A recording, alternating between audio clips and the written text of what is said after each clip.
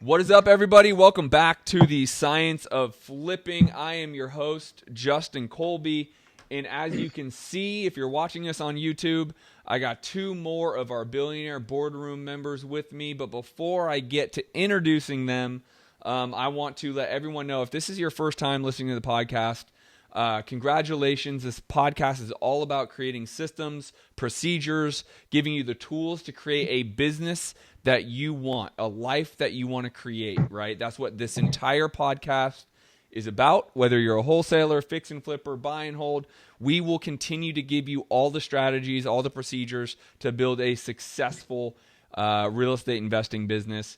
If it is your first time here, go to thescienceflipping.com. I give away my book. Not an ebook, my actual book, the same book that sells for $10 on Amazon. I give to you guys for free to my listeners.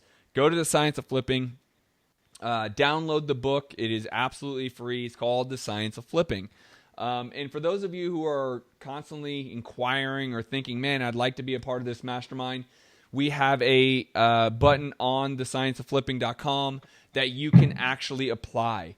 Whether you are just starting, just getting started, or like these members built a 7-figure a year business, or anywhere in between, fill out the application. Give yourself a chance to be in the game. If you never fill out the application, you don't even have a chance to be in the game. If you want to be around myself or any of the members you've heard from, or Kent or Sean Terry, give yourself a chance. Prove to us why you deserve to be in there. We do not take everybody, but it does not matter. We take the right people to be in those rooms. So thescienceofflipping.com, get your free book, and apply for the masterminds if you feel it's the right fit for you. With that said, as you can see, I am joined by two more members of the Billionaire Boardroom Mastermind, who we were all out in Cabo. I want you guys all to meet Rob and Jon. What is up, good gentlemen? How are you? What's up, Justin? What's going on? You know, just another day out here in 88-degree Phoenix, Arizona. How's St. Louis treating you right now? It's snowing. It's tough. A little flurry today. A little flurry action. Yeah, I'm jealous. Yeah, I heard the whole East Coast is going to get dumped on, right? I heard, Philly or Pennsylvania is supposed to get like 2 days of just a torrential snowstorm. Yeah, it's crazy. It's a little taste of kind of what you feel every day. We had a week or so of 60 or 70 degree weather, and then now it's reminding us what it should be. Yeah, right? Everybody had their fingers crossed thinking, is winter over? Nope. No way. No. So why don't we do this? Why don't we just start, like I said, I just want to have a conversation with you guys. Obviously, we spent some great time down in Cabo together masterminding. Why don't you guys talk about a little bit about your business, like what you guys focus on, because you're very dynamic, right? You don't just wholesale. You don't just fix and flip. You don't just wholesale. You don't just buy and hold. You actually do pretty much all four of those categories or divisions of this business, right? And so talk a little bit about how that all came together with you two. Sure. You want to go? Or I'll go. Yeah, Holmes. Well, you know what? Our strategy all along has been have the most exit strategies. So, we want to have the most outs of any deal. So going into that, we said, all right, well, how do we do that? Well, rehabbing has always been something that both Jon and I have been kind of big proponents of, and we've always done pretty well at that. Ramping up the rental side, something that we always wanted. And, as we've kind of built the company, that's something that we've really been able to phase into. Property management, that was something that we had to do just as kind of as something that was part of the game. If you're going to have the rentals, we wanted control of the management. So, we ran that and got that up and going. And wholesaling was something that we loved, but it almost, for me at least, it came after the rehab side of the business. So it was like, holy cow, now we have, the best exit of all of them. So if we can make something that's wholesalable, well, then we can have the exit of rehabbing easily because someone else is going to pay us more. And someone's going to pay us more than we really wanted and kind of scale up from there. And then really get good at choosing which ones we were going to put into which category. And Jon's been doing a really good job on the rehab and the development and the rental side, and I've been out trying to find new ways to do wholesale stuff.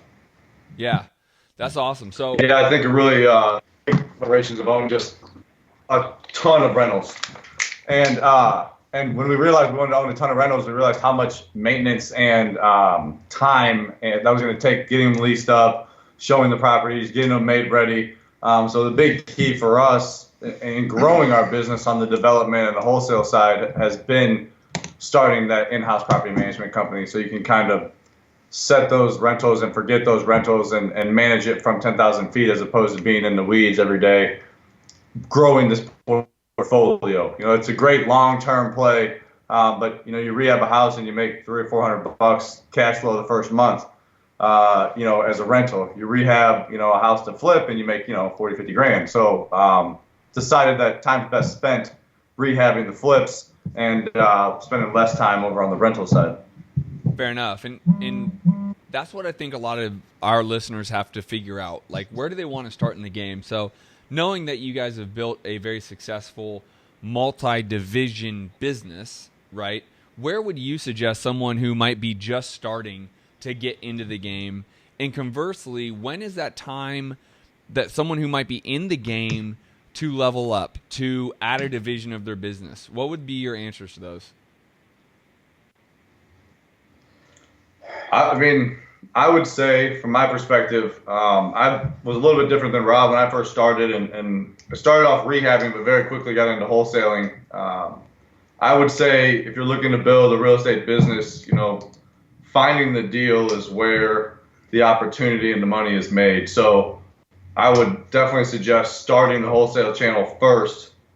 When you have the wholesale channel kind of built out, it allows you to pick the best rehabs with the most meat on the bone should you want to go into the rehab sector, or pick the best rentals in the best area should you want to go into that sector, just kind of depending on each deal. If you're not looking at a bunch of deals, you don't really have that many options. If you're looking at a bunch of different deals every day, you can say, well, this is a good rental, this is a good rehab. Once you've kind of established that wholesale engine that's bringing you constant leads, that you get a chance to kind of review on a daily basis. What do you think, Rob? Yeah, I agree. The deal flow is what it's all about. Deal flow, gets you up in the morning. It's the exciting part. Problem is when you're first starting out, wholesaling seems super sexy because it's the easiest one to jump into. If you've never done a rehab, if you've never owned a rental property, it becomes a little bit harder to do the wholesale side because, you don't have the experience to know what something really costs to rehab. You're saying, okay, yeah, I know what ARV is based on comps, and I know how to do, Mayo formula or whatever, but the variable that's really difficult is that construction factor. For myself, and I know for John too, that side's always been pretty easy because we both got into the real estate industry through the rehab side. Yeah. So, we knew what it would cost. I think that's a piece that wholesaling engine that makes it a little bit harder. If you're in an area with a bunch of newer homes or homes that have been built in the last 20 years, a little easier to kind of figure that out. If you're in an area that homes are 100 years old or 90 years old, 80 years old, it becomes a little bit harder. You got a lot more variables to look at. But I think the wholesale side is definitely the side to start. You get to look at a lot more deals. But the rehabbing piece, rehabbing the right deals, is a pretty good kind of secondary step to layer into. And then once you get that down, then it becomes really easy to kind of tie in some rental properties. But I think for folks that are getting into the rental side as a kind of an ancillary piece to the wholesale thing, get a property manager. I tried to do it all. Yeah. And even up to 20, 30 units. And man, it's funny how your time just gets totally sucked out. And you're chasing everything. So I think that's a piece that people need to do more often than not. I agree. I would agree with that. Average. So let me ask you guys. You and I had this specific conversation in Cabo, but for those of the listeners that are already wholesaling and like, man, I want to get into that rehab model, what are your criteria that you're going to rehab something versus wholesale something? These days, we've been a lot more selective. Okay. So we just determine what our profit spread is. These days, we really don't want to do a rehab that nets us less than $75,000 in profit. And, we've got a set number of days that we want to own the property, and just kind of by going through the analytics of your financials and just kind of digging through it and seeing, okay, well, what's the most profitable rehab that you can do? So that's kind of what we've gotten into, and we've realized that as we get up to a little higher price point, we have more ability to control that. When you're rehabbing a house and selling for $200,000, it's pretty difficult to make $75,000. So we've went up in price point, and we know our market really well. So we know the key areas that allow that. In our market, properties that sell for over $200 a square foot and that sell over $350,000 allowed us to get that sweet spot of profit that we were looking for the amount of work that we were putting into it. You also have a lot less headache on the back end with your buyer. Typically, they're not asking for 3% closing costs. They're not nickel and diming you on a lot of repairs. They're appreciating the quality of finish that you put out there because they're in a neighborhood or an area that demands that. And we kind of, to Rob's point, know the area and know what finishes people will expect. So, we kind of also enjoy that price point because you get a pretty strong buyer on the back end, which, makes it nice when you get finished with a project and you only have to wait 30, 45 days and you're going to closing with no hiccups from the lender or, all the other seasoning requirements and things like that. Yeah, no doubt. Well, and I think we talked about specifically percentages, right? Because I would argue the same thing. I tend to not want to fix or flip a home here in Phoenix unless I can make six figures or more. But if you break it down by percentage, what does that really mean, right? So what would your answer percentage-wise, whether you'd say, okay, this is a wholesale 100%, we're going to wholesale this, versus based around the percentages, the formula of percentages, I want to rehab it. Do you guys have that? Yeah, it's 40%. Right. Yeah, so 40%, if we can wholesale it and make 40% of what we'd make rehabbing it, we're going to do it every day. It's gone. And especially even like a rehab that we absolutely love. Like, man, that's going to be a great project. It just makes sense to go, sell it off. When it gets in that kind of 30% sector and it's a good one, you start looking at, do you have the ability to push price? Is it a hot area where, between the time that we buy it to rehab and sell it, the price is going to go up by 10% or something crazy, which doesn't happen too terribly often out here, but in a couple areas we see that. You're also looking at what else you have going on. I mean, okay, great, you want to rehab projects and you want to have that be a part of your business. You can't do them all, and you only have a certain bandwidth depending on where your company's at. So it might be the greatest rehab ever. If we have 7 projects going on or 8 or 10 projects going on, it still might not make sense to keep it in the rehab pool. It kind of goes back to that sales velocity concept of, yes, it's a good rehab. We can't get to it for 3 months, and you can make 35% today. We know we're going to see more deals by the time we need another project. Go. Yeah. And the more rehabs we do, the more exclusive we match our area. We know the almost exact area that we want to be in. So if it's outside there, it's getting wholesaled anyway. And then we're only doing them in that area. And we're getting up to that level, kind of what you're talking about, where 75s are low end, but we're, that's kind of like the goal. When in reality, our push goal is 6 figures. And it almost feels like the mindset's changed where if it's less than 6 figures, we don't really get too excited about it. Which is crazy to think how our company's grown. To look at it. We made a really aggressive offer last week on a deal that I think would have been a killer deal. We've got 7 or 8 projects, high-end construction projects going, and we're like, well, make the offer more aggressive. If we get it, great. If we don't, we'll see another one. But and that was a 6-figure project potential. But what are you going to do? You can't do them all. Right.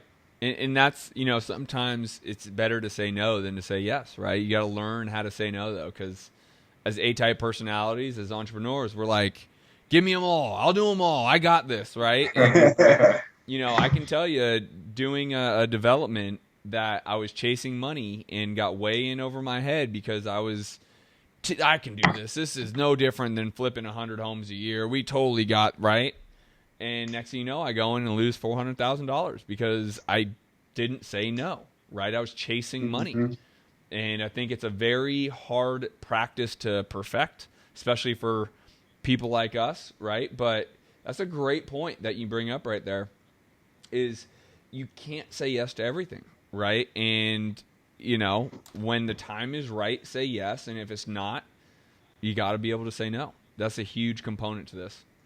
And Justin, I'll tell you what made that really easy for us on this particular deal. Rob touched on it earlier. So we've gotten really tight on our financials and our profit per day and our, success or lack of success depending on the project. And when we have all this data to look at, beginning of the year, we're kind of looking at the data from last year and the year before and saying, what's the real business goals here?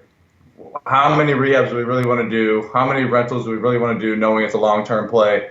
And when we set our goals this year, it was to buy 104 houses. And we broke that down into 12 rehabs, 12 rental units, and 80 wholesales. Well, when you break it down like that and you say, it's March and we've got 7 rehabs in the pipeline, it makes it easy to say, well, wholesale city. Yeah. We already have 7 in the pipeline. When you've already bought 9 rental units and it's March, okay, disposition. So what's really helped us this year is being really clear on our goals and where we want to be in the business. And that way, deal comes in, what do you want to do with it? We're not hemming and hawing and trying to make it work. It's wholesale. Or do we need a rehab? No, wholesale. Well, and with our pipeline and our breakdown of when they're going to fall, when they're going to sell and when they're coming into the shoot, we know about when we're going to need one. So you really need to buy another property until late May to fit our model. So that's a great thing to know. You know what? It was, I don't know, March 10th or March 7th when we were putting that offer in. Somewhere in that ballpark, we're like, all right, well, it's going to close in April. We're not going to be able to touch it for 2 months. That doesn't, or a month and a half. That doesn't benefit us. So we said, all right, well, let's price that in. Let's put a $10,000 less offer on it. And if we get it, great. If we don't, we don't, kind of thing. Did you get it? What's that? Did you guys get it? No, we didn't get that. Not yet. I don't know. Someone might back out. We always kind of end up finding our way back. Yeah. But the weird thing is, and this is, so I think this, and Jon certainly gets it, the kind of rehabs that we do often take a much greater amount of construction. We often do value adds. This one in particular was going to be a second-story addition in a pretty high-income area, which is kind of our niche. We've got one going about 10 houses down the street from this one. That's why it really kind of worked out well. And we kind of set that market to some level. But because of what we do is so niche and kind of where we found our foothold, the problem we have is that deal normally, if I'm saying, hey, we're gonna throw in a lower offer on a $100,000+ rehab profit, most folks that are listening are gonna say, I mean, that's silly. Well, I mean, buy it anyway and wholesale it off. Right. Well, the problem is there's so few folks that do what we do. We only have 2 or 3 people to go to wholesale to, so it becomes a lot more difficult. We don't have the exit of a normal wholesale kind of thing. So we almost sort of subdivide those sectors off. I completely understand that, right? And it's a blessing and a curse, right? You're one of 3 of people who can do what you do, but when you find a great property that you don't get, you only have 2 other people that you could probably sell it to, right? So it's not like you don't have this big buyer pool because it's unique. And so it brings me to a point. I've done a lot of episodes of this mastermind series, but why don't you talk to maybe the newbie, right? Because what you just said is so specified to your business, and I think everyone wants to get to where you guys are at, right? When you're looking for the mass market business and getting in, how would you have someone break into that market? Because what you guys just talked about is in polar opposite to where if you're just getting in, you want to likely start wholesaling, you want to be able to have multiple exit strategies. That property didn't. That property had one exit strategy, and that was to add value, add square footage, pop the top, whatever. And there's not a lot of people that can do that, right? So talk a little bit about that. Just, sure. Being that specified is really a blessing and curse because it creates a market for you that very little people can replicate, but it also limits your ability to do mass amount of deals with that one specified type of asset, right? That's what I'm saying.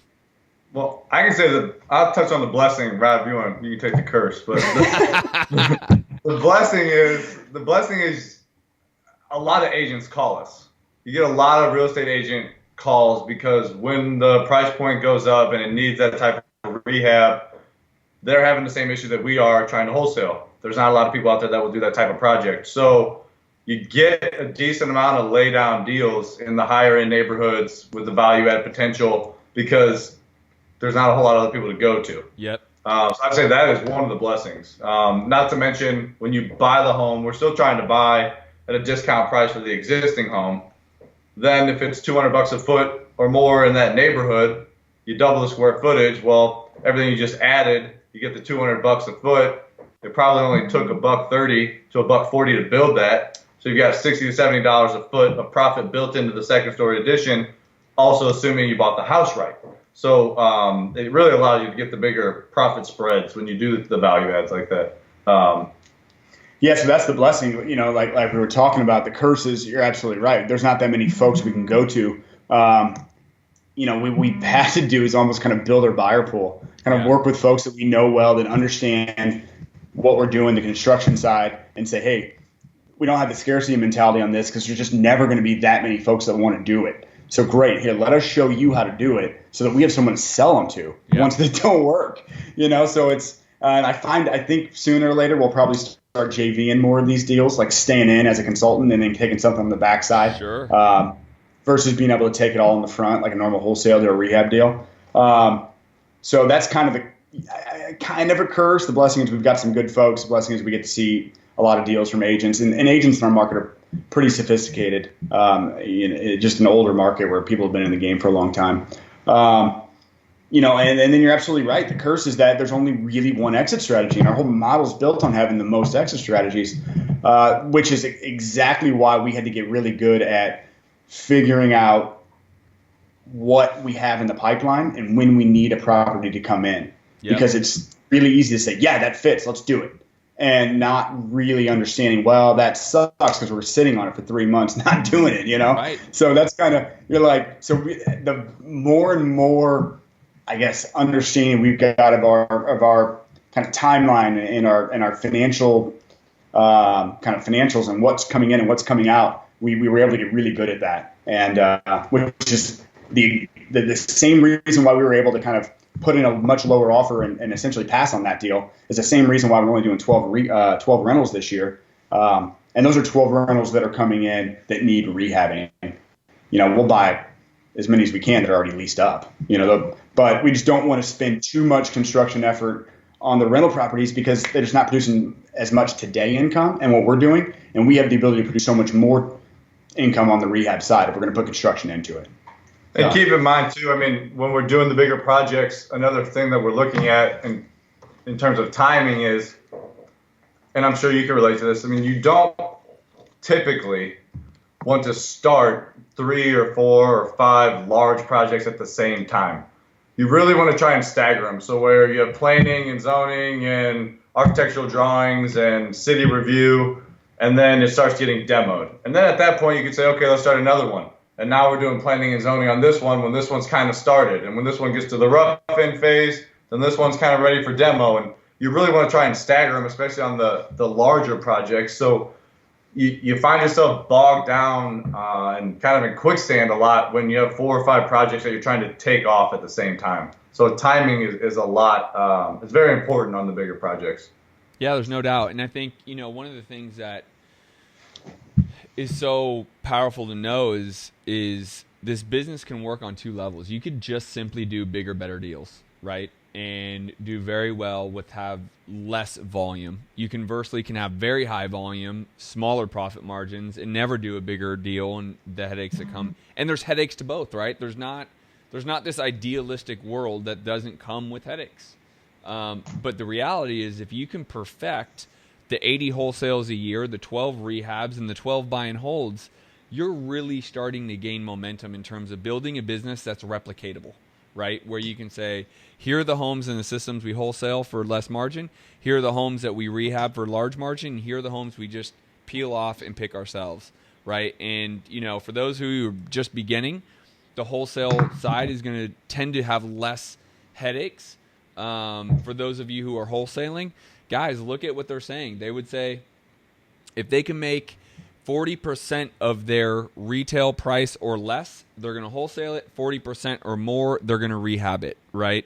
Look at that as a benchmark for what you guys can do.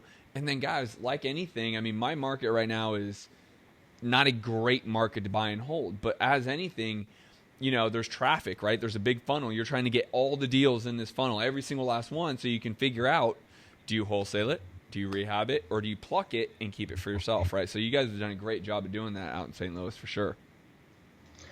Absolutely. And I'll tell you what, one thing that's really important for the folks that are listening to really understand, that's 40% of the rehab profit in our very small desired area. So that's not in all the other areas, which I think is very important to understand, because the areas that we're doing deals, we want to make 75,000 on the very low end up to, say, 200 grand or more on the rehab side. Well, 40% of that's a pretty big number, right? But if you're looking at making a $10,000 wholesale profit versus a $30,000 or $28,000 rehab, man, I take that $10,000 every single day, every time, twice on Saturday. Yeah. Once you get up to 100,000, you're talking about a $30,000 or $40,000 wholesale profit versus $100,000 or $100,000+ in rehab profit. It becomes a little bit different because the dollars are so much greater. Yep. That percentage is the same, but the dollars are so much greater. While you don't, in our market, coming across a ton of $40,000 wholesales just isn't super common. So, in some markets it may be, but in our market it's not. So that, you're saying, okay, well, I'm going to get 40% today of that 100,000. That's a huge difference than making a $10,000 wholesale on a $28,000 rehab, or something along those lines. You bring up a great point. I mean, at the end of the day, if you're making 30 or 40% of a smaller chunk, take your cash now, right? If you can make 10 grand now or 25 grand in 3 months, take your 10 grand now. There's no way any of us would ever do something like that, right? But to your point, it might be 10 grand in 3 months. Exactly right. But that's why we make those decisions. Is we've all felt the pain of, oh man, I was going to make 30 and all of a sudden it goes down to 10 grand. You're like, I could have done that on the front end and not have spent 90 days contractors and cities and agents and loans and right? So I've done well over 300 rehabs, right? You guys have done probably something similar. I've done well over 500 wholesales, right? There's still those times where you still want that bigger dollar amount, but man, for the pain, the minutia, the cat hurting, the what if scenarios, I love my quick nickel, man. I love my quick nickel. Yeah, I mean, wholesalers always think that rehabbers are killing it. Right. And I think they don't probably realize what is really being made. Right. What if you can squeeze out that 20% right up front and run away, that's a pretty damn good day. I would make the argument what you guys are doing and what a select few people do is you add value. You buy bigger, better homes, add that type of square footage, pop the top. You go after desirable, a little bit more expensive areas. There you can make some serious coin. Here in Phoenix, you go into an Arcadia area, PV area, you scrape the house, you build new. Those type of rehabs and or almost developments is where you can actually make some coin. If you're going to go buy a 1,500 square foot home that's 30 years old, yeah, you're going to make 30, 40 grand. Well, I'm going to wholesale it for 20 grand. You technically make more than me, but if you spread it out per day, you're making way less than me because I make mine in 14 days. You make yours in 90. Right.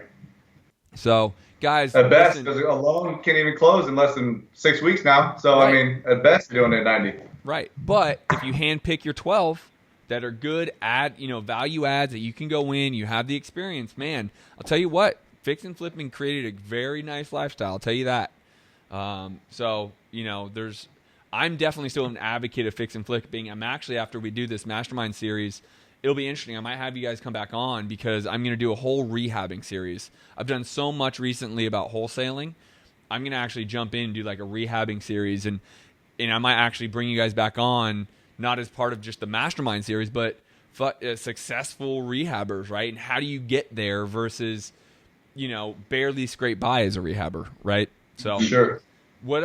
Dude, tell the people where you're from, where you're at, where they can find you. Give yourself a little self-promotion. Sure. Yeah. Website's corepropertiesstl.com. We've got Core Properties STL on Facebook. We don't. The folks here in the marketing office, they do stuff on Twitter and Instagram. I don't. Yeah, we'd have to ask office manager Rachel where to find us on Twitter. But If you go to the website, it's all there. There you go. Take that. But yeah, Rob Heyder on Facebook, John Rankin on Facebook. Kind of we keep up with most of the stuff we got going on there. We go by and take all the photos weekly or bi-weekly of all the projects, all the fun stuff that's going on with all that, and kind of keep up with it pretty good.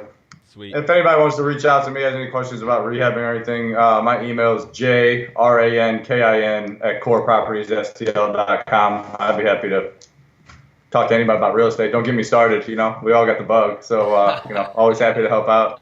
Yeah. And my emails are Heyder, Heyder, @corepropertiesstl.com as well. So, right on. Yeah, feel free.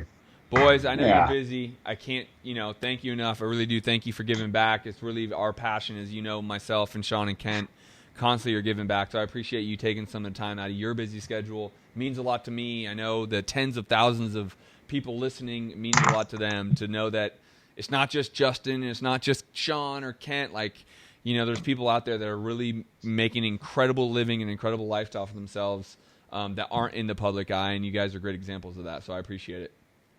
Thank you. Absolutely. Thank you. Yeah. Thanks, Justin. Have a good one. All right, guys. Thanks That is it for this episode. We will continue. We have a couple more left in the Mastermind series. But again, give yourself a shot to be in one of these masterminds. You don't need to be crushing it like these boys. You might just be starting, or maybe you're making $250,000 a year and you want to get over into the Billionaire Mastermind, go have some wine in Napa with us. But go to thescienceofflipping.com, fill out an application. If you just want some free coaching, there's a free coaching app in the website. So go over there.